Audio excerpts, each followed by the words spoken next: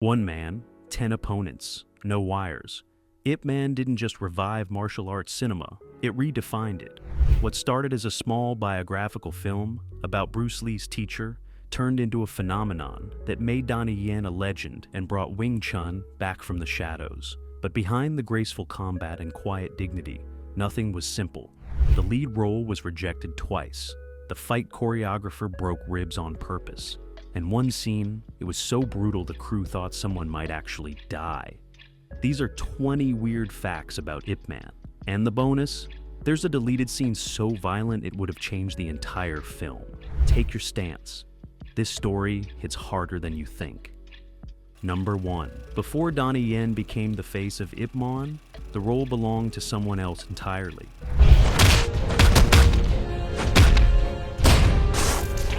Director Wilson Yip originally wanted a different kind of star, someone with dramatic weight and box office pull outside of action films. The studio pushed for established names, actors who could carry a period drama without relying solely on martial arts credentials. But every conversation led nowhere. Some stars didn't want to commit to the intense physical training. Others felt the character was too internal, too restrained for a leading role. Then there was the Wing Chun problem. Unlike the flashy acrobatics of wuxia films, Wing Chun is practical, economical, almost minimalist. It doesn't soar through the air, it doesn't spin. It closes distance and ends fights fast. And that made executives nervous. They worried audiences raised on wire fu spectacle would find it boring. Donnie Yen wasn't the first choice. He wasn't even the second. But when he finally sat down with Wilson Yip, something shifted. Yen didn't just want to play Ip Man. He wanted to understand him. He studied old photographs, interviewed Wing Chun masters, watched archival footage until he could mimic not just the movements, but the spirit behind them. And when he finally auditioned, there was no debate. The studio saw it. Yip saw it. Yen wasn't acting like Ip Man. He had become him. And once that happened, no one else was even considered. Number 2. Donnie Yen didn't arrive on set as a martial artist learning a role.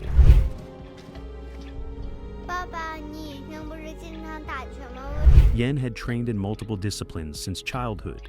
Taekwondo, karate, wushu. He'd spent decades mastering speed, power, and performance. But Wing Chun operates differently. It's not about looking impressive, it's about efficiency. Every movement has a purpose. No wasted energy, no telegraphed strikes, no room for showmanship, and that philosophy, it clashed with everything Yen had built his career on. So he did something most stars would never consider. He stepped back. He found Ip Man's eldest son, Ip Chun, who was still teaching Wing Chun in Hong Kong, and asked to be taught from scratch. Not as Donnie Yen, the action star, but as a beginner. Ip Chun was in his 80s, patient but uncompromising. He drilled Yen on the wooden dummy for hours. He corrected his footwork, his center line, his breathing. And Yen absorbed it all. He practiced between takes, during lunch breaks, late into the night in his hotel room. The crew would walk past and hear the rhythm of fists hitting wood, over and over, like a drum beat that never stopped. By the time filming began, Yen's body had changed. His strikes were sharper, his movement more controlled. He wasn't performing Wing Chun, he was living it, and every fight scene in the film carries that transformation. Number 3. The fight choreography in Ip Man looks flawless on screen. Sammo Hung, the legendary action director, was brought in to design the combat sequences, and his approach was brutal. He didn't want safety pads, he didn't want slow motion rehearsals. He wanted real impact, real speed, real consequences. Hung told the stunt team from day one that they would get hurt, not might, would, and he wasn't exaggerating. During the iconic 10-on-1 fight, where Ip Man demolishes a dojo full of Japanese karate students, the choreography was designed to push everyone past their limits. Donnie Yen moved faster than the cameras could cleanly capture. His fists were millimeters from faces, his kicks grazed ribs, and the stunt performers had to react in real time. One of them took a hook to the jaw that wasn't supposed to land. He stumbled, shook it off, and kept going, because stopping meant reshooting the entire sequence. Another performer got clipped in the throat during a rapid-fire chain punch. He coughed through the rest of the take, eyes watering, but Hung didn't call cut. The scene kept rolling because the energy was perfect. That wasn't acting, that was survival. And when you watch that fight now, what you're seeing isn't just choreography. It's controlled chaos, a dance on the edge of real violence. Sammo Hung didn't want it to look dangerous. He wanted it to be dangerous. And somehow, no one ended up in the hospital. Number 4. The wooden dummy scene is one of the most iconic moments in the film.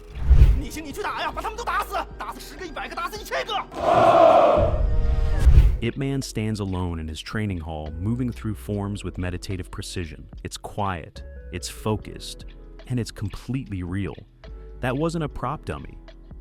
It was an authentic Wing Chun training tool built to Ip Man's exact specifications by a traditional craftsman in Hong Kong. The wood was aged, the arms were weighted correctly, and the spring tension was calibrated to offer real resistance. Donnie Yen didn't just pose with it, he trained with it for weeks. But what most people don't realize is how painful that process was. The wooden dummy doesn't forgive mistakes. If your angle is wrong, if your timing is off, the arms swing back and slam into your forearms, your wrists, your ribs. Yen came away from those sessions covered in bruises. His knuckles were raw. His arms ached so badly he had to ice them between takes. And yet, he refused to use pads or protective gear. He said it would change the way he moved, make him tentative, afraid of the impact. So he absorbed every hit, adjusted his technique, and kept going until the movements became instinct. When you watch that scene now, you're not seeing an actor pretending to train.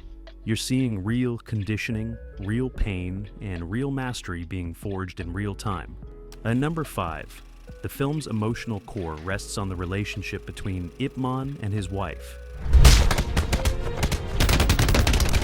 Chung Wing-sing, played by Lin Hung. But casting that role was a battle Wilson Yip didn't expect to fight.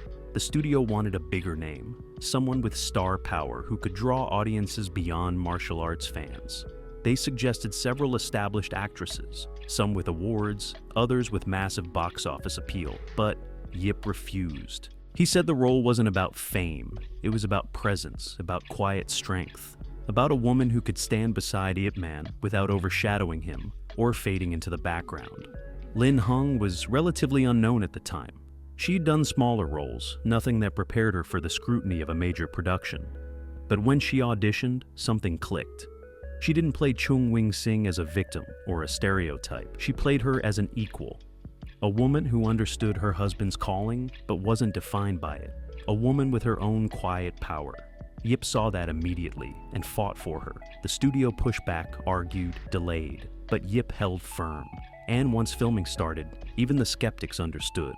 Lin Hung didn't just support Donnie Yen's performance, she grounded it. In scenes where Ip Man's world is collapsing, her presence is the anchor that keeps him human.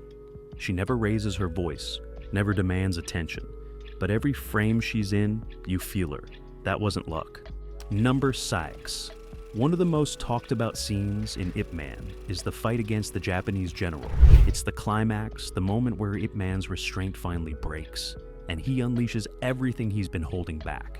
But filming that sequence nearly broke both actors. The fight was designed to be relentless. No pauses, no resets, just continuous combat until one of them couldn't stand anymore. Donnie Yen and Ikuchi rehearsed for days, but nothing prepared them for the actual shoot. The temperature on set was freezing. Period-accurate buildings meant no central heating, and the scene was shot in the middle of winter. Both actors were in thin costumes, sweat turning to ice against their skin between takes. Yen's breathing became ragged, as Huchi's legs started cramping. The choreography required Yen to land over 40 consecutive strikes in rapid succession. Each one precise, each one escalating. His arms burned, his shoulders screamed. But Sammo Hung wouldn't settle for anything less than perfection. At one point, Yen clipped Ikuchi harder than intended. Ikuchi stumbled, regained his footing, and nodded for them to continue. No complaint, no break. When they finally finished, both men collapsed. The crew erupted in applause, but Yen and Ikuchi couldn't even stand. They sat on the frozen ground, gasping, bruised, exhausted. And when you watch that fight now, that exhaustion is real. That fury is real. Nothing was faked. Number 7. The film's depiction of the Japanese occupation was controversial from the start. Some critics said it was too one-dimensional, turning the Japanese characters into villains without nuance. Others argued it was historically necessary, reflecting the real brutality of the occupation. But behind the scenes, the production faced a different problem. How do you shoot violence that feels real without glorifying it? Wilson Yip made a decision early on. The violence inflicted by the Japanese wouldn't be quick or cinematic. It would be slow, uncomfortable, designed to make audiences squirm. When Japanese soldiers execute Chinese workers, the camera doesn't cut away. When they humiliate civilians, the scene lingers. And that approach divided the cast. Some Japanese actors in the film struggled with their roles. They were being asked to embody cruelty, to perform acts that made them personally uncomfortable. Hiroyuki Ikuchi later said he felt conflicted throughout filming. He respected the craft, but playing the antagonist in a story about his country's wartime actions weighed on him. Wilson Yip handled it carefully. He spoke with the Japanese cast members privately, explained the historical context, and made it clear the film wasn't condemning a people, it was condemning an occupation. That distinction mattered, because when the film premiered in Japan, it didn't spark the backlash some feared. Instead, it opened conversations. Japanese audiences recognized the film as a story about resistance, not revenge. And the actors who struggled through those scenes, they became part of something bigger than discomfort. They became part of memory. Number 8. Ip Man was shot on a tight budget, but far from the spectacle money poured into big wuxia epics like Hero or House of Flying Daggers. The production had to be smart, resourceful, scrappy. Period costumes were rented, not custom made. Sets were built and reused, and the fight choreography had to be designed around what they could afford. That meant no extensive wire work, no massive CGI enhancements, no elaborate green screen environments. Everything had to be grounded, practical, real, and somehow that limitation became the film's greatest strength. Because without the budget for fantasy, Ip Man had to feel authentic. The fights couldn't soar, they had to stay rooted, and that forced Sammo Hung and Donnie Yen to strip everything down to pure skill. No safety nets, no digital fixes, just bodies in motion, fists connecting, feet planted on actual ground. During the famous factory fight, where Ip Man faces off against a mob of workers, the sequence was shot in a single location with minimal lighting. The space was cramped, the ceiling was low, and the stunt team had to work around support beams and uneven floors. There was no room for error. One mistimed move, and someone crashes into concrete, but they pulled it off. Take after take, the rhythm never broke. And when the film premiered, audiences didn't see a low-budget constraint. They saw raw power, because sometimes having less money means having more truth. And Ip Man proved that fights don't need to fly to be unforgettable. They just need to feel real. Up number 9. The Cottonmill fight scene is brutal. IP Man, starving and desperate during the Japanese occupation, agrees to spar with Japanese soldiers for a bag of rice. But what starts as controlled sparring turns into something darker. The Japanese fighter escalates, trying to humiliate Ip Man, trying to break him. And when Ip Man finally snaps, the fight becomes a statement. But filming that scene broke protocol in ways that made everyone nervous. Donnie Yen insisted on performing it without safety measures. No pads under his costume, no pulled punches, no softened choreography. He wanted the desperation to feel real because Ip Man's hunger, his humiliation, his rage, none of that could be faked. Sammo Hung warned him. The stunt performer he was fighting was skilled, but accidents happen. One wrong move and Yen could take a real hit. Yen didn't care. He said if the scene didn't hurt, it wouldn't matter. So they shot it raw. Yen threw himself into walls. He took falls on hard concrete. He let his opponent grab him, shove him. And when Yen finally fought back, the speed was terrifying. The stunt performer later said he'd never been hit that fast. Not hurt, but touched. Yen's fists were everywhere, a blur of controlled violence that felt anything but controlled. When the scene wrapped, Yen's hands were shaking. Not from adrenaline, from exhaustion. He'd given everything, and the camera caught it all. That scene wasn't just choreography, it was catharsis, and audiences felt every second of it. Number 10. Most martial arts films rely heavily on post-production. Speed ramping, sound design, visual effects to enhance the impact. But Ip Man took a different approach. Wilson Yip wanted the fights to feel present, grounded, almost documentary-like. So they used minimal slow motion.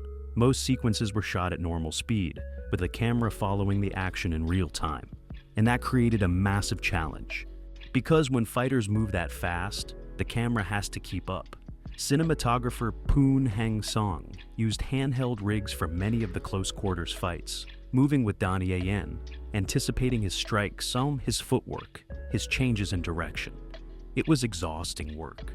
Poon had to stay low, stay mobile, and never lose focus, because if the camera missed a beat, the entire take was ruined. During the 10-on-1 fight, Poon was drenched in sweat, arms burning from holding the camera steady while moving through a choreographed battlefield. He couldn't call for breaks. He had to match Yen's stamina, his rhythm, and somehow he did. The result is a visual style that feels immediate, visceral, like you're standing in the room while the fight unfolds. No dramatic zooms, no excessive cuts, just pure movement captured as it happens. And that choice, to trust the choreography and the camera to work together without digital crutches, gave Ip Man a rawness that most action films can't replicate. It's not just a movie about fighting, it's a movie that makes you feel every punch, every block, every moment of impact, because nothing was hidden, nothing was softened. It was just real. Number 11. A movie this intense couldn't survive on a polished script alone. Entire sections were improvised on set, not because of poor planning, but because the actors found deeper truth in the moment. During the scene where Ip Man is forced to watch his friend die, Donnie Yen's reaction wasn't scripted. Wilson Yip told him to just respond, and Yen let the grief wash over him naturally. His eyes welled up, his jaw tightened. The camera kept rolling. That raw motion became the take they used. Even the dialogue shifted during production. Lin Hung would add small gestures, a hand on Ip Man's shoulder, a worried glance that said more than words. Wilson Yip encouraged it. He told the cast that Ip Man's story was about restraint, about what wasn't said. So he gave them space to find those silences. The result is a film that breathes. Conversations feel real because they weren't over-rehearsed. Emotions land because they came from instinct, not instruction. And audiences connected with that authenticity. They weren't watching actors recite lines. They were watching people live through history. Number 12. The film's score almost didn't happen. Composer Kenji Kawai was brought in late after the initial music director left due to creative differences. Kawai had only weeks to compose, record, and deliver a complete soundtrack. He watched the rough cut once, took notes, and disappeared into his studio. What emerged was something unexpected. Instead of bombastic action music, Kawai created something meditative. Strings that swelled with sorrow, percussion that echoed like heartbeats, themes that felt ancient and modern simultaneously. He recorded parts of it in secret, using traditional Chinese instruments blended with orchestral arrangements. The studio heard it and panicked. They said it was too quiet, too emotional for a martial arts film, but Wilson Yip fought for it. He said the music wasn't there to hype the action. It was there to honor the man. And when test audiences watched the film with Kawai's score, something magical happened. The fights felt heavier, the losses felt deeper. The music didn't compete with the action, it elevated it. Kawai's soundtrack became inseparable from the film's identity. Number 13. Ip Man's son, Ip Chun, wasn't just a consultant. He was a guardian of his father's legacy, and he watched the production like a hawk. During filming, he visited the set multiple times, observing quietly, taking mental notes. At first, the crew was nervous. They worried he'd disapprove, demand changes, shut down creative liberties. But Ip Chun understood something crucial. This wasn't a documentary. It was a story inspired by his father, and stories need room to breathe. Still, there were moments he stepped in. When Donnie Yen performed a sequence that deviated too far from traditional Wing Chun, Ip Chun stopped filming. He walked onto set, demonstrated the correct form, and explained why it mattered. Yen didn't argue. He adjusted, practiced, and shot it again.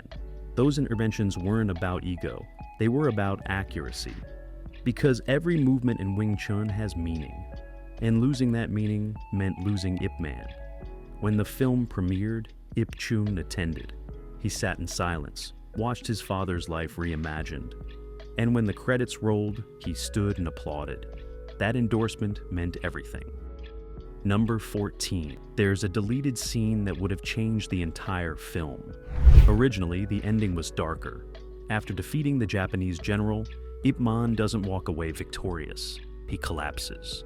Soldiers rush in, and the implication is brutal. He might not survive. The scene was shot, edited, and included in early test screenings. Audiences hated it, not because it was bad, but because it was too real, too bleak. They'd spent 2 hours watching Ip Man endure humiliation, starvation, and loss. They needed catharsis, not tragedy. Wilson Yip faced a choice: stay true to historical ambiguity, or give audiences the emotional release they craved. He chose the latter. The ending was reshot. Ip Man walks away, battered but standing. It's not triumphant, it's survival. And that shift from collapse to endurance changed how the film resonated. Because Ip Man's story isn't about winning, it's about refusing to break. That deleted scene still exists somewhere in the archives. A reminder that sometimes the right ending isn't the most accurate one. It's the one that honors the spirit. Number 15. During the Japanese occupation scenes, the production used real locations that had survived from that era. Warehouses, factories, residential buildings that still bore scars from the 1930s and 40s. And filming in those spaces affected everyone. The crew would walk through these structures and feel the weight of history. Some buildings still had bullet holes, others had markings from when they'd been seized or repurposed. It wasn't just set dressing, it was memory. Donnie Yen later said those locations changed his performance. He couldn't treat the occupation scenes as just action set pieces. He was standing where real people had suffered, resisted, and died. That heaviness seeped into every frame.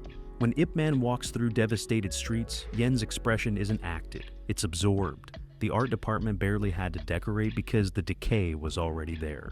Peeling paint, cracked walls, the ghosts of a brutal time still lingering. And the decision to film in these authentic spaces gave Ip Man a texture that studio sets could never replicate. It grounded the film in reality. Number 16. The film's success shocked everyone, including Donnie Yen. Ip Man was released quietly, with modest expectations. No massive marketing campaign, no international premiere tour. Just a small biographical martial arts film about a man most audiences outside China had never heard of. But word of mouth exploded. Theaters extended their runs. International distributors started bidding. And suddenly, Ip Man wasn't just a film, it was a phenomenon. The movie revived interest in Wing Chun globally. Schools reported enrollment surges. People wanted to learn the art they'd seen on screen. Ip Man's name, once known primarily among martial artists, became household recognition. And Donnie Yen, who'd been a respected action star, became a legend. He later said Ip Man defined his career in ways nothing else had. Not because of the box office numbers, but because he'd finally played a character who mattered beyond the fights. A man of principle, restraint, and quiet strength. The film's success proved audiences were hungry for that. They wanted heroes who didn't need to shout. Heroes who stood firm simply because it was right. Number 17. One of the film's most subtle achievements is its costume design. Ip Man's wardrobe is simple. Dark robes, traditional Chinese garments, nothing flashy. But costume designer Yi Chung-man spent months researching period-accurate clothing. She studied photographs of Ip Man, examined fabric samples from the 1930s, even consulted with historians to ensure every button, every stitch, every fold was correct. And that attention to detail extended beyond Ip Man. The Japanese soldiers wore authentic military uniforms. The civilians wore clothes that reflected their economic status. Wealthy characters had tailored garments. Poor workers wore patched, faded fabrics. Nothing was random. During one scene, a background extra's costume was rejected because the fabric was slightly too new. Yi insisted it be weathered, dirtied, made to look lived in. That level of obsession might seem excessive, but it created a visual world that felt real. When you watch Ip Man, you're not distracted by anachronisms or lazy shortcuts. Everything looks right because everything was right. And that invisible excellence, the kind most audiences never consciously notice, is what separates good films from great ones. Number 18. The fight against 10 karate students wasn't just the film's most iconic sequence. Donnie Yen faced 10 stunt performers simultaneously, all of them skilled martial artists. All of them expected to attack him in rapid succession. The choreography was designed to look chaotic while remaining controlled, but control is fragile when 11 people are moving at full speed in a confined space. During one take, a stunt performer's timing was off. He swung too early. Yen barely dodged. Another performer slipped on the polished floor and crashed into 2 others. The sequence fell apart. Sammo Hung reset. They tried again and again. Each attempt pushed everyone closer to exhaustion. Yen's breathing became labored. Sweat poured down his face. The stunt team was equally spent, legs shaking, reactions slowing. But Hung wouldn't settle. He needed one perfect take. On the 7th attempt, everything clicked. Yen moved like water, flowing between attackers, his strikes landing with precision. The stunt performers reacted in perfect rhythm. And when Hung finally yelled cut, the entire crew exhaled. That take became the scene you see in the film. Number 19. Ip Man wasn't supposed to have sequels. It was designed as a standalone film. Studios wanted more. Audiences demanded it. And Donnie Yen, despite his exhaustion from the first film, agreed to return. But there was a problem. Ip Man's story was told. The film ended with him surviving the occupation and preparing to teach Wing Chun. Where do you go from there? The solution was to shift focus. The sequels explored different periods of his life, different challenges, different opponents, but they could never recapture what made the first film special. Because Ip Man wasn't just about martial arts. It was about a man trying to maintain dignity in an undignified time. The sequels had action, but they lacked that emotional core. Yen has said in interviews that he's proud of the sequels, but the first film remains his favorite. It was the one where everything mattered. The one where every fight wasn't just spectacle, but survival. The one that proved you don't need flying kicks to make an unforgettable martial arts film. Number 20. When Ip Man wrapped, the cast held a private screening before the official premiere. They watched in silence, and when the final scene played, when Ip Man stands alone, battered but unbroken, something unexpected happened. The room erupted in applause. Not polite, not performative. Real, raw, emotional applause. Donnie Yen cried. Lin Hung held his hand. Wilson Yip sat in the back, overwhelmed. They'd made something that mattered. Not just entertainment, but a tribute. A story about resilience that resonated because it was built on respect. Respect for Ip Man's legacy, respect for Wing Chun, respect for the history they were portraying. And in that moment, before the film belonged to the world, it belonged to them. A shared achievement that went beyond box office or reviews. They'd created something lasting, something true, and no matter what came after, no sequels, no franchise, no Hollywood remake could ever diminish what they'd accomplished in that first film. Ip Man wasn't just a movie, it was a monument, and everyone in that room knew it. Bonus fact, after the film's success, a pair of Ip Man's original wooden dummy training equipment was auctioned. Collectors and Wing Chun schools from around the world bid aggressively.